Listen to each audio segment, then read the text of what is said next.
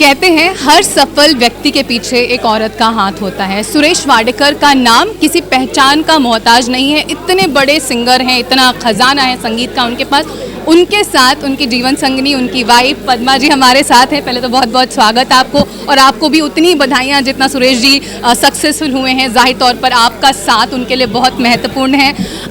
Journey अगर short करके हम पूछें, कैसा रहा आपका दोनों का अब तक का सफ़र? आप खुद एक गायक हैं, संगीत आप सिखाती भी हैं बच्चों को। जी, एक्चुअली मैं उनकी स्टूडेंट रह चुकी हूँ। मैं उनके भी गुरुजी जो आचार्य जियालाल वसंत जी थे उनसे सीखती थी, फिर सुरेश जी से सीखना शुरू किया और फिर शादी हो गई हमारी। और अब संस्था जो है मैं उनके साथ साथ मैं भी चला रही हूँ, आजीवासन संस्था को।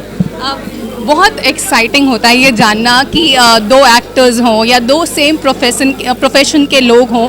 आप दोनों लोग गायक हैं, घर में घर का माहौल कैसा होता है? मतलब क्या कभी ऐसा सुर छिड़ता है, कभी गुस्सा सुर में होता है, जवाब सुर में दिए जाते हैं? मुझे लगता है यहाँ पे इम्पोर्टेंट ये नहीं है कि हम दोनों गायक हैं, ये इम्पोर्टेंट एक जोड़ी इसलिए है, मतलब अलग है क्योंकि वो मेरे गुरु हैं। तो उस मामले में कभी तर्क हो ही नहीं सकता। जब वो गाना शुरू कर देते तो माथा यूं ही झुक जाता है। तो झगड़े अगर होते हैं तो वो मेरी वजह से होते हैं, उनकी वजह से। पर आप दोनों इतने सहज, इतने सौम्य दिखते हैं ना, ऐसा लगता है कि आप लोग बातें भी, मतलब चेहरे से जो भावुकता झलकती है।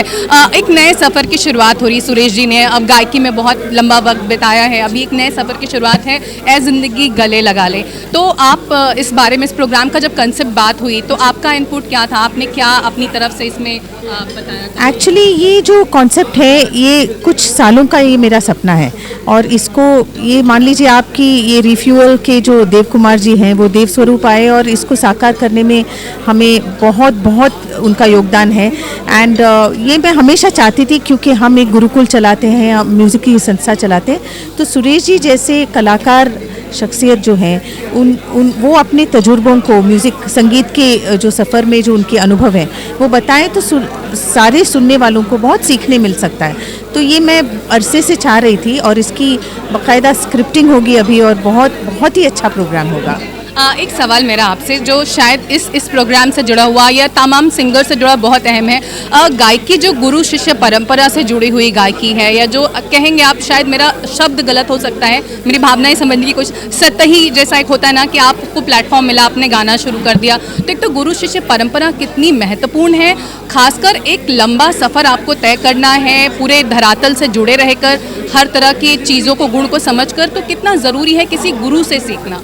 देखिए, गुरु शिष्य परंपरा में दो भाग होते हैं। एक तो ये सीखने वाला जो सवाल था, म्यूज़िक सीखना तो बहुत ही ज़रूरी है, और एक गुरु के घर में एक छत के नीचे सीखने से फ़ायदा ये है कि आप सिर्फ गाने के अलावा, गाने की शिक्षा के अलावा, गाने बजाने के, आप एक म्यूज़िकल ज़िंदगी जीना कैसे होता है वो आप सीखते हैं। और रही बात गुरु शिष्य परंपरा की, जहाँ स्टूडेंट भी जो है वो आगे इस काम को, इस कार्य को आगे चलाता है, इसका फ़ायदा ये है कि हम जितना सिखाते हैं हमें सीखने और मिलता है। तो हमारी संस्था में ये एक कंपलसरी था कि हर स्टूडेंट को जो है संगीत सीखते दौरान सिखाना शुरू करना है। सफलता के लिए जो बच्चों को सबसे बड़ा मंत्र आप लोग देते हैं, चाहे वो छोटी उम्र से लेकर बड़े जो बच्चे हो सीख रहे हैं, जो सफलता के लिए कि आपको लंबा सफ़र तय करने के लिए सबसे महत्वपूर्ण चीज़ क्या है, वो आप लोग क्या सिखाते हैं बच्चों को, क्या बताते हैं? एक्चुअली सफलता का कोई मंत्र नहीं है, मुझे पूछो तो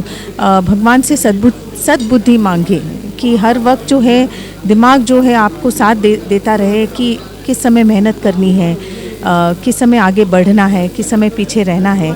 यही मैं कहना चाह रही थी कि गुरु घर से ये सब कुछ चीज़ें जो है ना वो बहुत अच्छे से सीखने मिलती हैं। सर, हमेशा रियाज पर बहुत, हालांकि तमाम सिंगर्स बोलते हैं जितना आप रियाज करेंगे ये उतना पॉलिश होगा। सर, हमेशा रियाज के लिए एम्फसाइज़ करते हैं कि आपको रियाज करते रहना चाहिए। तो क्या ये रियाज करना बच्चों के लिए, नए गायकों के लिए, नए जो सीखने की वाली पीढ़ी है उसके लिए बहुत ज़रूरी है? बहुत ज़रूरी है। रियाज का कोई दूसरा पर्याय ही नहीं है। मतलब रियाज जो है वो करते रहना हर सिंगर के लिए सबसे बढ़िया बात होती है। सिवाय उसके अगेन जैसे मैं कहती हूँ कि आपको लगता नहीं ऑटो ट्यूनर पर डिपेंडेंसी बहुत बढ़ रही है रियाज की जगह, अगर उसको ऐसा कॉम्पनसेट करने की कोशिश की जा रही है? मुझे पूछो तो मुझे ऐसे लगता है कि आजकल टैलेंट बहुत है। आप जो छोटे, मैं सारेगामापा में जूरी में रह चुकी हूँ, तो मैंने देखा है कि 8-8, 9-9 साल के जो बच्चे हैं वो जिस तरह गाते हैं, हम हमारी 15वीं या 20वें साल में भी हम ऐसा नहीं गा सकते थे। जो ये लोग पैदा होते हैं, ये तो रियाज का उस समय तो रियाज का असर नहीं है, वो टैलेंट लेकर आ रहे हैं। अब इसके आगे जो है ना, ये जो बुद्धि है उसकी बहुत ट्रेनिंग होनी चाहिए। तो मेरे ख्याल से that is going to be the की।